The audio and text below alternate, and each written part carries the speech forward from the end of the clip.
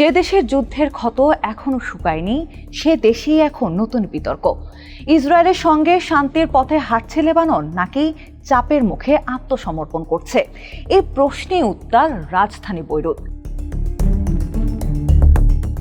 কয়েক মাসের আলোচনার পর যুক্তরাষ্ট্রের মধ্যস্থতায় ২৬ জুন একটি কাঠামো চুক্তিতে সই করেছে লেবানন ও ইসরায়েল।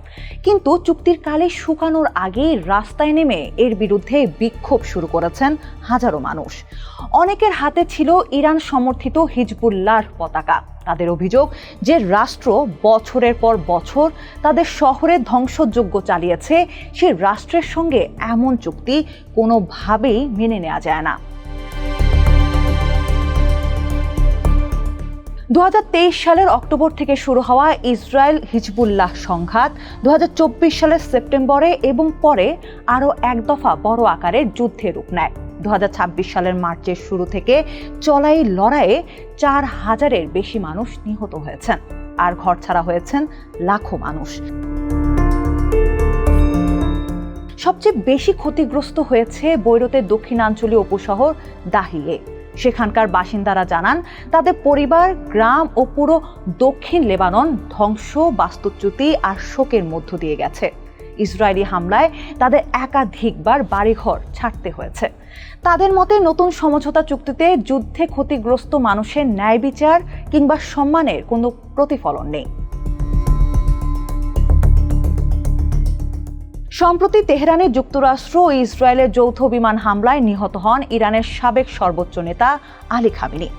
এর জবাবে ১ বছরের বেশি সময় পর সরাসরি ইসরায়েলে রকেট হামলা চালায় হিজবুল্লাহ। এরপর ইসরায়েলও লেবাননে পাল্টা হামলা শুরু করে।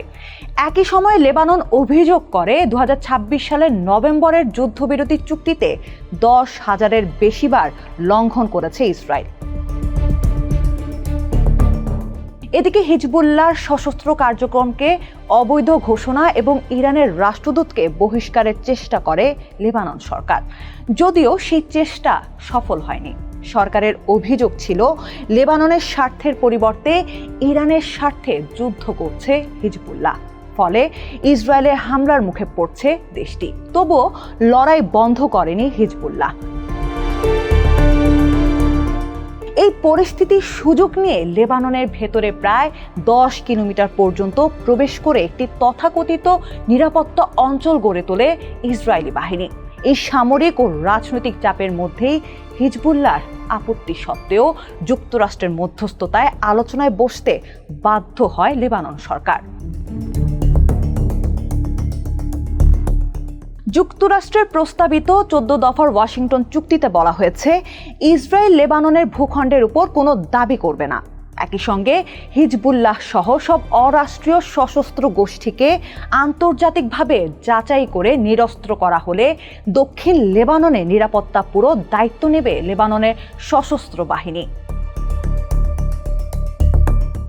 সমর্থকদের মতে এই চুক্তি সবচেয়ে বড় অর্জন হলো প্রথমবারের মতো আনুষ্ঠানিকভাবে লেবাননের সার্বভৌমত্ব স্বীকার করেছে ইসরায়েল।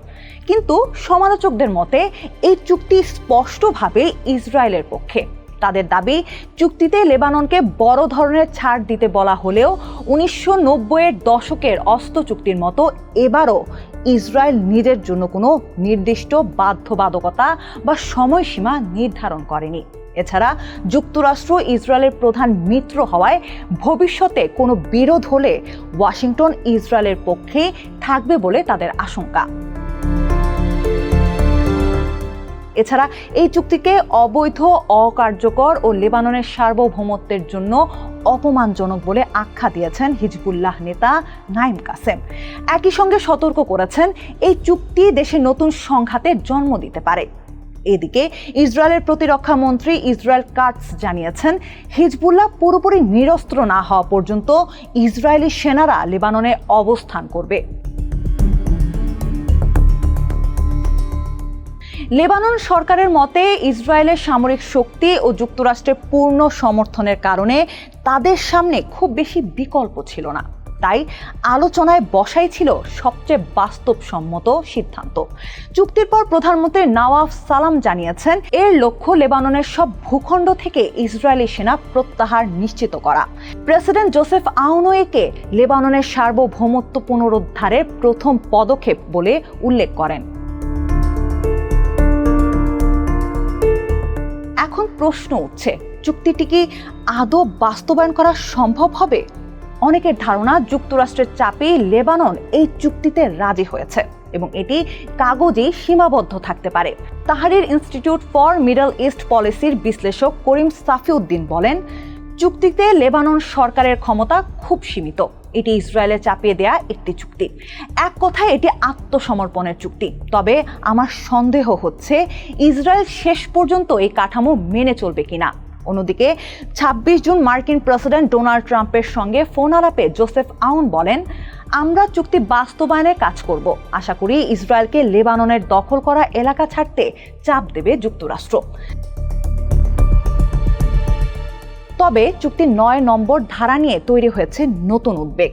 এতে লেবাননের সেনাবাহিনীকে শক্তিশালী করা এবং সব অরাষ্ট্র সশস্ত্র গোষ্ঠীকে নিরস্ত্র করার প্রতিশ্রুতি রয়েছে। এতে অনেকে আশঙ্কা করছেন ভবিষ্যতে লেবাননের সেনাবাহিনী ও হিজবুল্লাহর মধ্যে সংঘাত তৈরি হতে পারে। যদিও বিশ্লেষকদের ধারণা, আপাতত সে ধরনের বড় সংঘাতের সম্ভাবনা কম। তাদের মতে লেবাননের সেনাবাহিনী ও সরকার হিজবুল্লাহর বিরুদ্ধে শক্তি প্রয়োগে অত্যন্ত সতর্ক, কারণ জোরপূর্বক নিরস্ত্রীকরণের চেষ্টা দেশকে নতুন এক গৃহযুদ্ধের দিকে ঠেলে দিতে পারে।